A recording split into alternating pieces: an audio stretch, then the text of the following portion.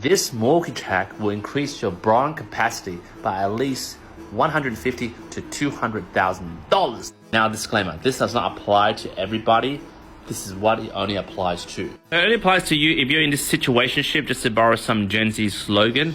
So this is you, and many years ago when you were young, you and your sibling or your parents joined forces and purchased an investment property together. And let's say the property that you purchased many years ago was $800K, you guys borrowed 80%, so the loan is $640K. Let's say that was the past. Now let's go to currently. Currently, you're head over heels in love with your potential spouse at the moment, and you guys want to buy a house or a townhouse, villa, whatever it is, for $1 million. Right now, you guys want to borrow 80%, which is $800K, because you have 20% and stamp duty. Then when you're applying for the finance for this property, you hit this thing which was originally there. It's called the massive brick wall.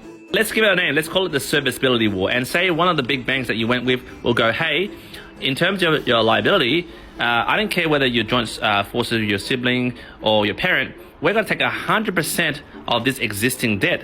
So that's $640K. You want to borrow $800K. It doesn't service. At this point, you go back to your girlfriend or your boyfriend and you go, oh, sorry, we can't buy a house together because I can't service. And then your girlfriend, boyfriend leaves your ass. Jokes. No, because he or she watched this TikTok and said, no, Q can help us, because he talked about a hack called Common Debt Reducer policy, which certain banks have. It's very simple. Certain banks can do it, and I'll show you what the Common Debt Reducer does. Under the Common Debt Reducer, instead of looking at $640K, they can apportion 50% of the parent's loan or the sibling's loan off, and then only use $320K.